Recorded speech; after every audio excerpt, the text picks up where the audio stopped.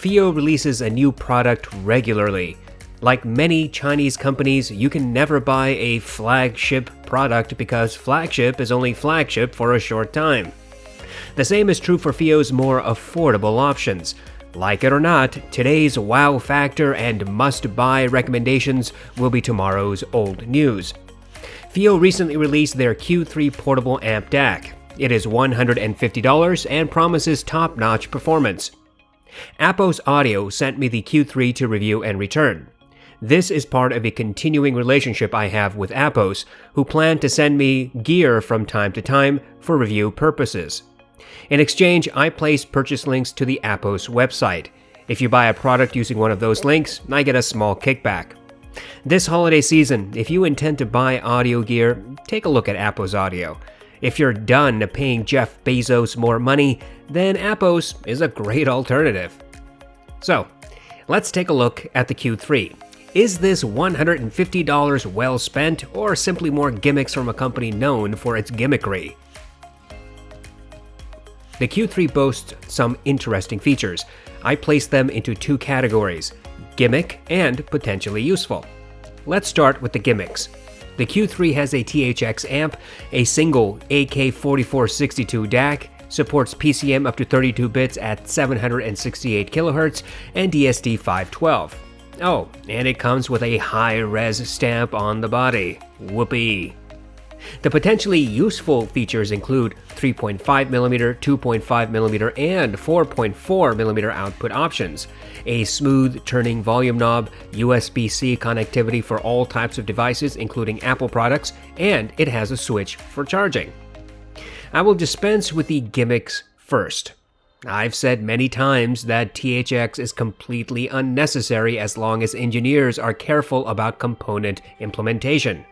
THX is just the latest fad that is an easy way of distracting customers. The bottom line is this: if both a THX amp and a non-THX amp have inaudible noise, then THX is pointless branding. High-resolution audio decoding is nice, but hardly worthwhile. The vast majority of audiophiles stream music, and those who do have digital copies of music generally listen to CD-quality stuff. 32-bit and DSD music is not only difficult to find, but it is also excessively expensive. Fiio says that the AK4462 chip is efficient. I suppose what they mean is that it uses less power than other similar options. Of course, since Fiio does not provide actual comparisons to other DACs, we can only guess. As for the potentially useful features, I think it is a fantastic idea to implement both 2.5mm and 4.4mm into this device. 4.4mm needs to become mainstream for balanced connection, and the more manufacturers use it, the faster it will be adopted. The charging switch is a good idea, theoretically. Considering these types of devices do not have replaceable batteries, controlling when to charge is important to extend battery life. However, Fiio made the odd decision to program the Q3 to automatically charge when its battery is running low and the unit is connected. In other words, you may have the Q3 connected to your phone, the charge switch to off, and not drain your mobile device's battery. But when the Q3 gets to low power mode, it will automatically start charging off of the connection of your mobile device. This is even when the charge switch is turned to off. It appears there is no way to disable this auto charge function. As for build, it is typical Fiio. The fit and finish is superb. The volume knob turns smoothly, the entire unit is made of sturdy aluminum. It is simple but elegant.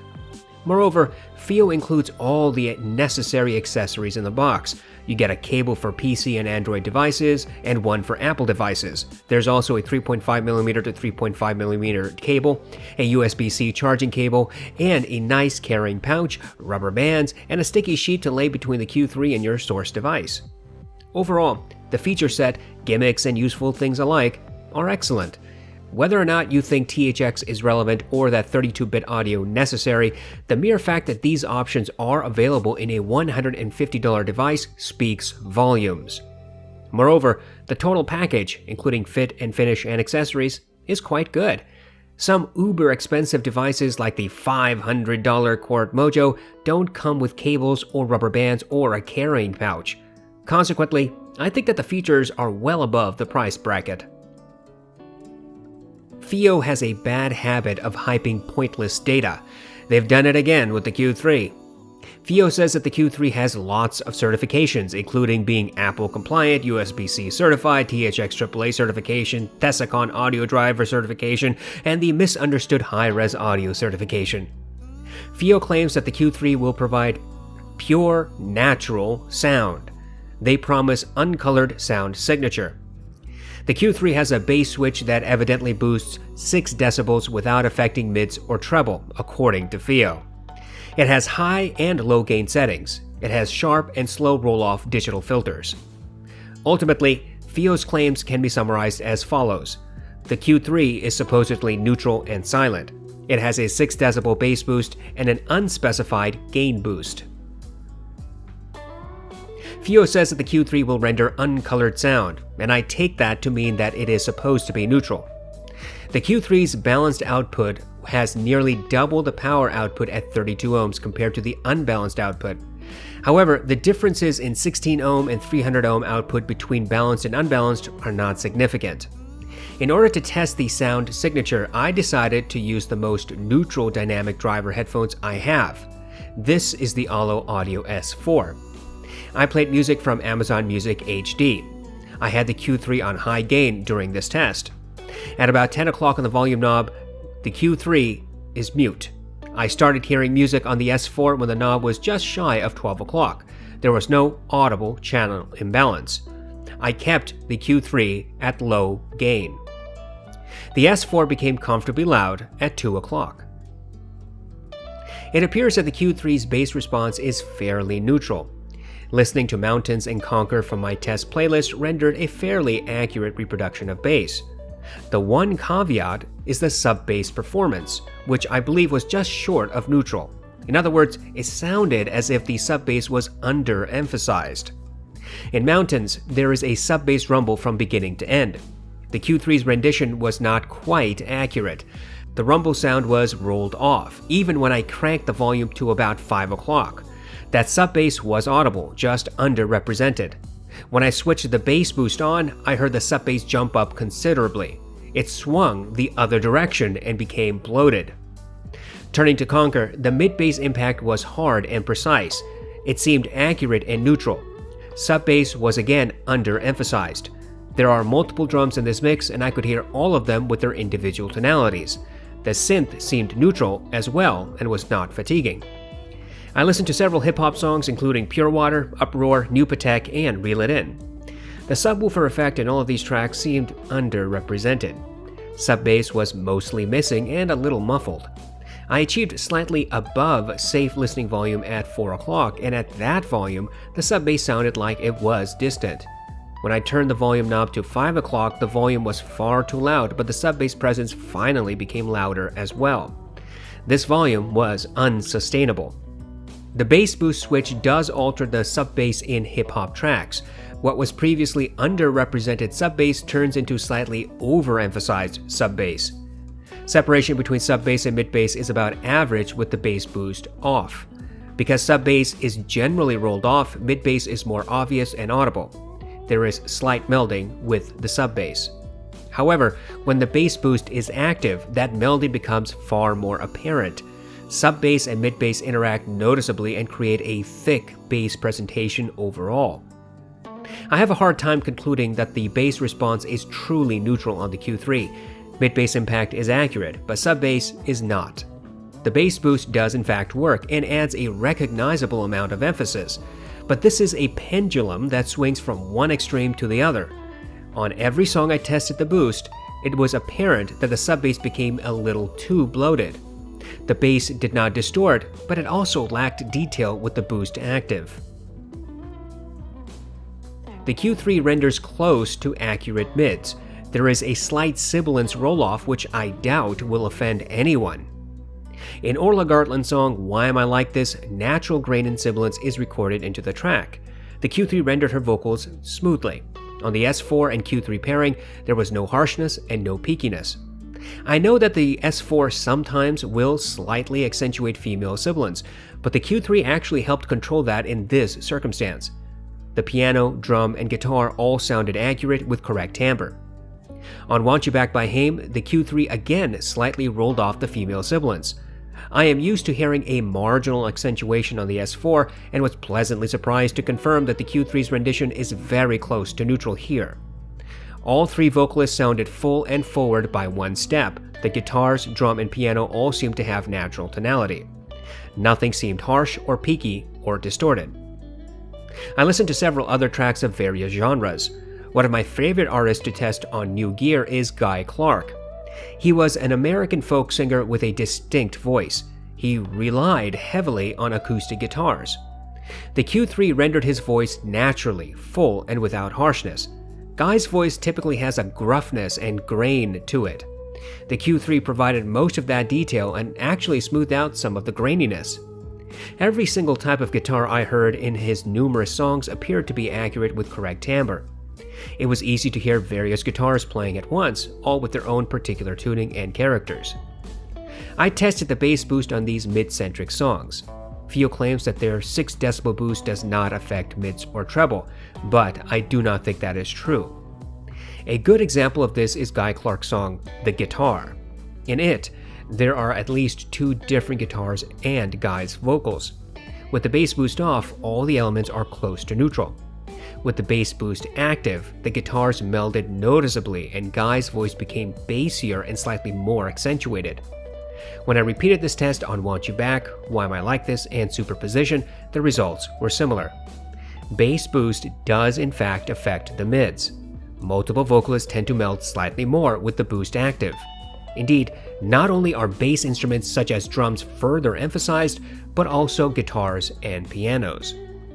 Fio's marketing might give you the impression that their bass boost kicks up some unspecified bass frequencies while leaving everything else flat. But that is not what I heard. Instead of only the bass being accentuated, it was evident that vocals, guitars, and pianos were also affected to different degrees. Sometimes this creates longer decay in acoustic guitars, sometimes it melds instruments, and typically multiple vocalists meld and become harder to differentiate compared to when the bass boost is off. In my opinion, the bass boost clearly colors the mids. Treble on the Q3 is not quite accurate or neutral, but is quite easy to listen to. On Scherzo for X-Wings, the Q3 and S4 pairing resulted in slightly muted horns and brass. Although these instruments did cut through the mix, it appeared as though they lacked some energy. Their characteristic high-pitched, nasally sound signature was not as obvious as it should have been. This resulted in instruments tending to meld, but the overall tonality of the entire mix was easy and fatigue-free. In Flight from the City, the piano sounded neutral with correct timbre. The bassier notes were underemphasized and mostly missing. With the bass boost active, those bassy notes became a little too boomy. The cello sounded smooth and true. There was some melding between the piano and cello, and both instruments seemed about shoulder to shoulder. On take 5, the drums, piano, and bass seemed fairly neutral. The saxophone sounded accurate, which was, frankly, a surprise. Considering the brass and horns in Scherzo for X-Wings were rolled off, I imagined that saxophones here would be as well. But it wasn't. In fact, it sounded accurate, as I said. There was no harshness or peakiness. The instruments tended to meld, but nothing sounded muffled or distorted. I listened to these songs again with the bass boost active. Obviously, bass instruments receive a noticeable alteration. Pianos generally become a little boomy. For example, in Flight from the City, the bass boost pushed the piano's notes forward, making them louder and also gave them longer decay. On the other hand, the bass boost did not seem to audibly affect the horns and brass in Scherzo for X-Wings. The timpani was more emphasized and had longer decay, however. On take 5, the bass boost did not audibly affect the saxophone, though did boost the drums, bass, and slightly affected the piano. The drums and bass became a little bloated and melded. The piano became marginally louder, but the saxophone remained about the same as before. Overall, I think that the treble presentation is not quite neutral. Some instruments sound accurate, while others have a roll-off. Nevertheless, I never got the impression that the Q3 was overemphasizing any instrument or that there was even a hint of harshness. The bass boost function has less effect in the treble instruments than it does on mid-centric instruments. Frankly, I do not think that the bass boost affects treble all that much, if at all. To be perfectly honest, I do not think that Fiio's claim that the Q3 is uncolored is accurate. I believe there is a certain amount of coloration. Sub-bass is rolled off, and some treble is rolled off as well. Mids appear mostly neutral. You can regain some of the sub-bass by increasing volume, but you may find that volume uncomfortable for your IEMs or headphones. Treble instruments, though a little blunted, are easy to listen to. I gather that most people would rather have slightly less peaky horns and brass, and the Q3's rendition is nothing to be upset about. Consequently, I would not say that the Q3 is neutral or true to the original recording.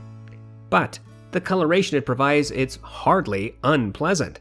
Indeed, if you have bassy headphones, then the Q3 would likely be a good pairing.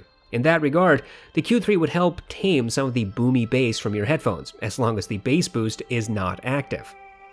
If you have analytical headphones with accentuated treble, then the Q3 might blunt the treble instruments just enough for a more relaxed presentation. Despite the lack of neutrality, I never felt as if any instrument or vocalist was off timbre. Some amplifiers and DACs have a type of tuning that hides details. Some have tuning that marginally accentuates details. The Q3 is neither. Let us talk of the extremes first. A warm-sounding DAC amp like the Chord Mojo easily hides obvious details. On the other hand, analytical amp DACs like the Monolith THX Portable and Earman TR amp accentuate some treble details or create slightly better separation among instruments. The Q3, however, provides a natural amount of detail. The audeze 4 is not a detailed headphone. It provides about an average amount of detail at any given time. That is, you hear the amount and type of detail on the S4 as you would with your own ears at a live concert. The Q3 did not push forward any particular details. Treble instruments were not more forward with more detail than I have heard before on the S4. Mids did not appear to have more detail. Bass certainly did not sound as if it had more texture, depth, clarity, separation, or detail. Consequently, I believe that the Q3 will provide no more and no less detail than you would naturally hear with your own ears. I'm sure one of the features that some will hype is the THX implementation.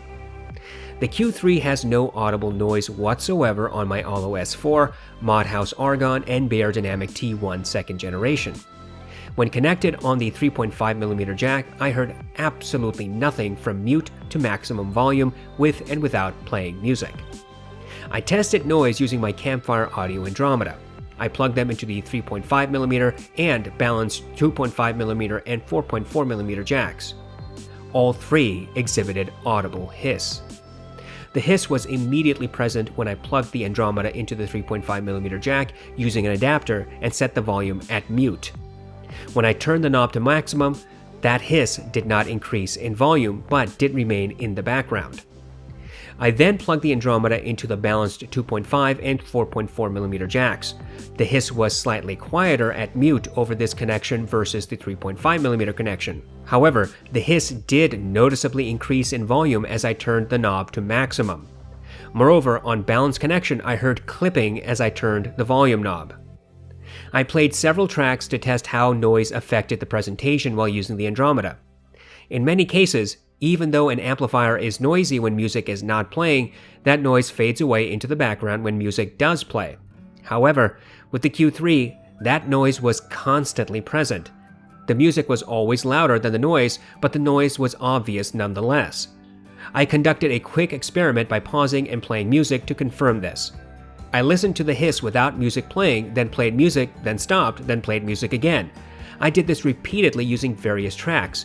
I could always discern the hiss at comfortable volumes. I had a similar experience when I switched to the balanced connections. When playing music near maximum safe volume, the hiss usually disappeared into the background.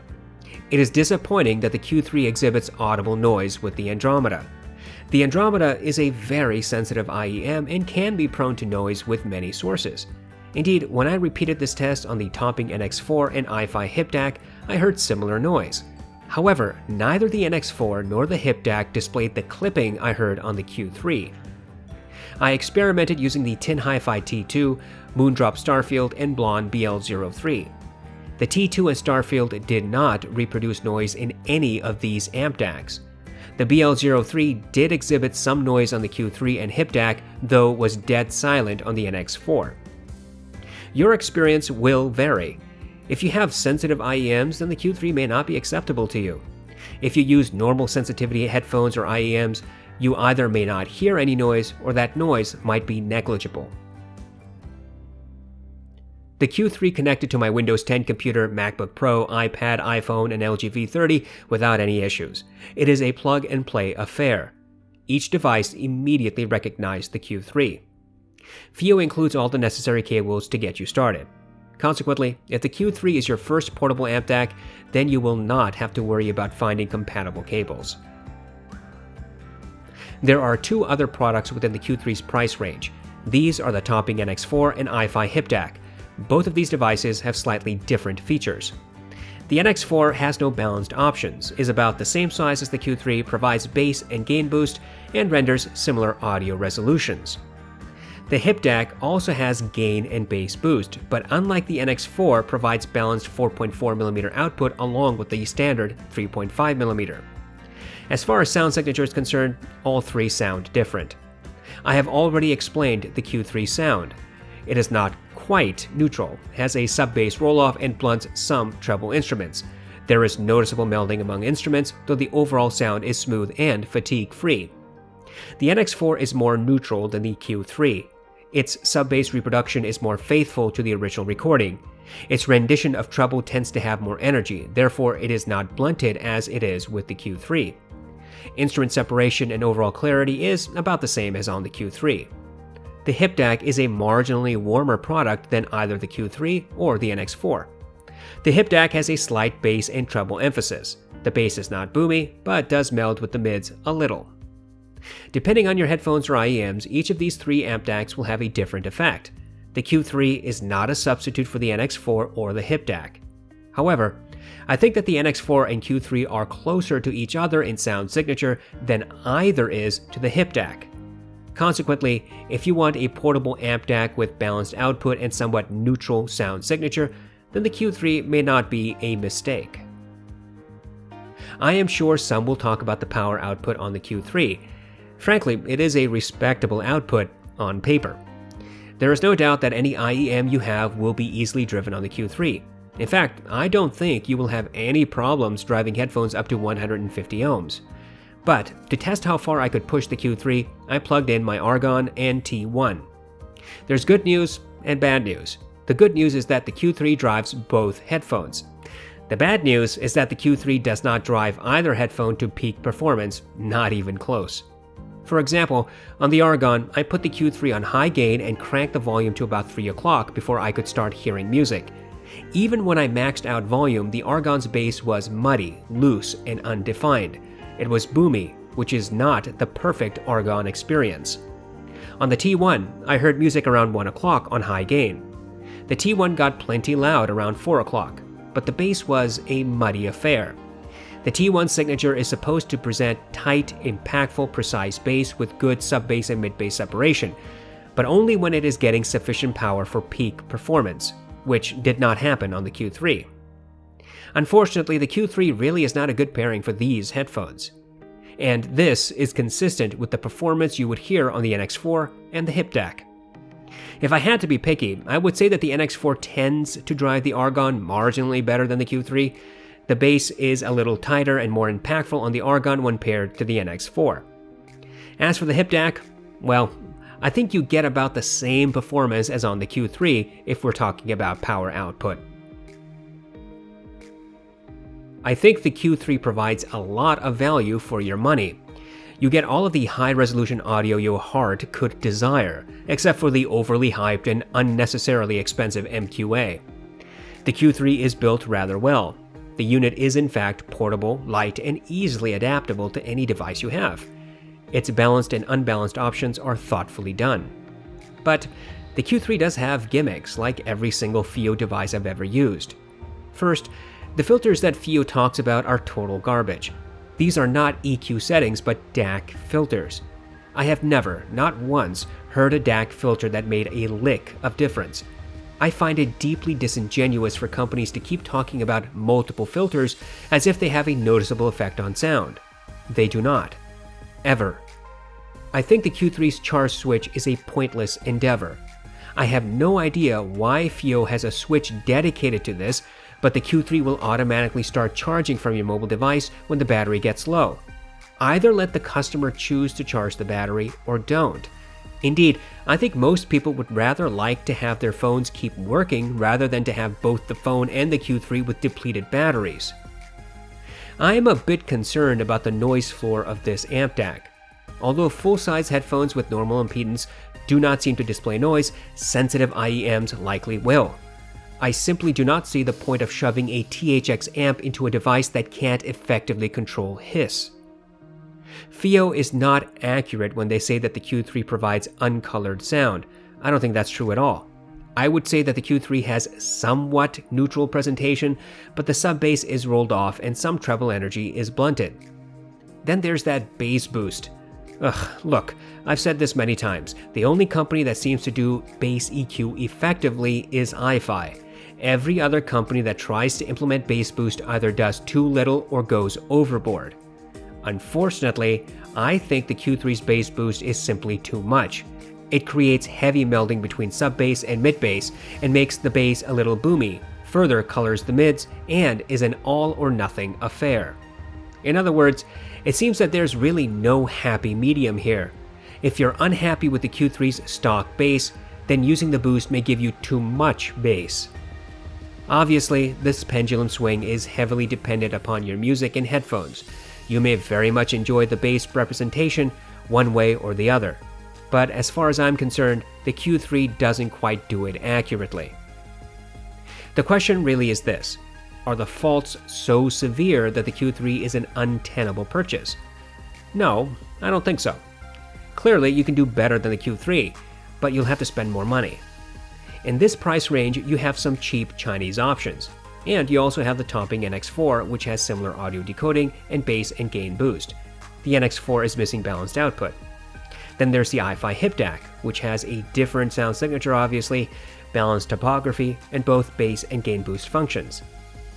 I think what the Q3 does differently, other than the sound signature, is the balanced connection option. So, if you're in need of a portable amp DAC that will provide these three connection types, then the Q3 is the only product I can think of in this price range. Ultimately, I cannot say that the Q3 is a slam dunk. It's not a perfect product. There are reasons to be cautious about it. It does not do anything fundamentally different than its competitors. The sound signature is obviously different from the NX4 and Hip Dac, but that aside, the power output is not meaningfully different for most applications. The THX nonsense is unimpressive. Clearly, the THX implementation does absolutely nothing to control noise on the Andromeda, and I assume you'd hear noise with other super-sensitive IEMs. With normal sensitivity IEMs and headphones, you won't hear that same noise and clipping, but that's true for the NX4 and Hip Dac as well. Look, if you're thinking about buying the Q3, there are only two worthwhile considerations. First, do you need the balanced options? And second, do you think you would like the Q3's sound signature? All the other stuff is just of marginal importance. Ultimately, the Q3 is a fine product. You may very much enjoy it, but it is not the product of the year and certainly does not break new ground.